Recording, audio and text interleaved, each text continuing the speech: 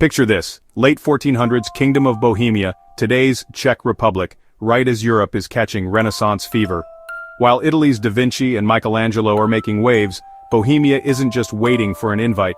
The Czech lands have their own rich history and a taste for new ideas. Renaissance ideas, humanism, classical beauty, and a focus on what people can do, start trickling in, landing on good ground thanks to booming silver mines and curious nobles. Czech nobles are inspired by Italian elegance, but they mix it with local traditions, creating a unique Central European Renaissance style. Think of it as a musical collaboration, Italian lead singers, Czech rhythm section. This mix sparks a golden age of art and architecture, especially under the Jagiellonian family and later the Habsburgs, like Emperor Rudolf II. These rulers turned Prague into a creative hotspot, inviting Italian artists and architects to change the city. Gothic castles get Renaissance makeovers, arches, big windows and sgraffito designs scratched into fresh plaster. Suddenly buildings are not just strongholds but beautiful, livable spaces. The whole country gets a stylish upgrade, showing a new time of curiosity and creativity. The Renaissance in Bohemia isn't a copy, it's a bold local new version, and it sets the stage for centuries of Czech new ideas. The Renaissance wasn't just about pretty buildings, it was a big change in culture. Art shifts from flat, religious pictures to lifelike portraits and scenes that celebrate real people and real feelings. Czech artists study how bodies work and how to make things look deep, making their work pop with realism and personality.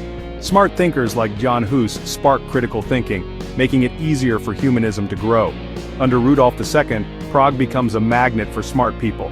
Astronomers like Tycho Brahe and Kepler map the stars from Prague Castle. Science and reason take center stage, questioning old beliefs and fueling new discoveries. Rich nobles and merchants become art supporters, building fancy castles and competing for the best artists. The printing press spreads ideas fast. Books, science, and new Bible translations reach more people than ever. More people learn to read, debates start, and regular folks start thinking for themselves. The Czech lands become a lively, connected society, buzzing with new ideas. The Renaissance is the engine driving this change.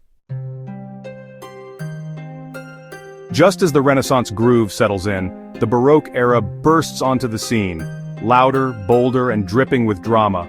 Born from the chaos of the 30 Years' War, Baroque art is all about show-swirling paintings on ceilings, gold everywhere, and sculptures frozen in wild emotion. Architects use curves, twisted columns, and dramatic light to create energy and awe. Prague's skyline changes. Green domes, fancy churches, and palaces take over. St. Nicholas Church in Malá step inside and you're hit with a huge wave of gold and breathtaking art. The Baroque isn't just for the rich, it spills into public spaces, like the Charles Bridge, lined with dramatic statues of saints. Walking across it feels like stepping into a play-like parade of faith. The goal to inspire, impress, and unite people under a powerful idea. Baroque art rebrands the city, making faith and power impossible to ignore. It's not just decoration, it's a public show. The Baroque era turns Czech cities into immersive, emotional experiences. Art becomes a tool for power, convincing, and unforgettable show. The city itself becomes the stage. The Baroque in the Czech lands is all about power, political and religious. After the Habsburgs crush the Protestant nobles, they use art and architecture to show who's in charge. Every new church and palace is a statement. Catholicism and the monarchy rule. Huge projects like Wallenstein Palace are built to impress and scare. The Catholic Church uses Baroque art to win hearts. Dramatic sculptures, soaring music, and heavenly ceiling paintings stir deep emotion. Artists like the Dientzenhoffers and Matthias Braun work for both church and nobles, mixing spiritual and political messages. Baroque art is a sensory attack designed to inspire devotion and awe. The landscape is changed into a living symbol of faith and power. Every building front tells a story of fight, victory, and power. The Baroque is a century-long power play, carved in stone. History's never as neat as textbooks suggest, especially in the Czech Renaissance and Baroque. Emperor Rudolf II, who made Prague a cultural capital, was obsessed with alchemy and filled his court with scientists, mystics, and strange things, including a supposed unicorn horn. The Prague astronomical clock? Its Renaissance upgrade amazed the city, but stories about its maker being blinded are just that, stories. Sculptor Matthias Braun created wild Baroque statues like Deceit, a man with a mask on his head, and Anger, a woman tearing her clothes. Braun even carved dramatic Bible scenes into forest rocks at Bethlehem, turning the woods into a secret sculpture park. Baroque architects loved optical illusions. Flat ceilings painted to look like soaring domes, the original Instagram filter for buildings. Walk into a Baroque church and you might be fooled by a painted dome overhead. These tricks made spaces feel grander than they were.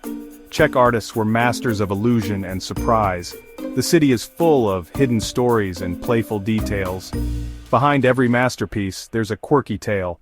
The past is stranger and more fun than you think. Why do millions visit the Czech Republic every year? The answer is in the streets. Renaissance and Baroque masterpieces everywhere you look. Cities like Prague and Český Krumlov are living museums, their buildings a patchwork of history. Renaissance sgraffito, Baroque fronts and fairy tale castles create a vibe you can't find anywhere else. Český Krumlov's castle, perched above a winding river, is a perfect mix of styles, so well preserved it feels like a movie set. Each era layered its own story, making the city a rich visual tapestry. These buildings aren't just pretty, they're witnesses to centuries of drama, big changes and celebrations. The city's atmosphere is thick with history. Every square has seen coronations, protests, and scientific breakthroughs. Famous places like Charles Bridge and Prague Castle are the heart of the city's identity. Tourists come to connect with something bigger, a sense of time, creativity, and ambition. Walking these streets is like time traveling through centuries of human achievement. That's why we keep coming back. The Renaissance and Baroque weren't just phases. They changed Czech culture, identity, and city views. The Renaissance brought new ideas, art, and a spirit of curiosity, making Prague a cultural capital. The Baroque, born from conflict, gave the Czech lands their signature look: domes, gold, and drama. These styles were tools of power but also of breathtaking creativity. Together, they tell a story of change, strength, and ambition. Walking through Prague is like reading that story in stone, layers of history, contrast, and conversation. History isn't just dates and dead kings, it's a living force shaping the present. The beauty of Czech cities is built on centuries of creativity and conflict. Every sunset over Charles Bridge is the grand ending of a story still unfolding. And that's why history is never really over. It's always waiting for us to explore.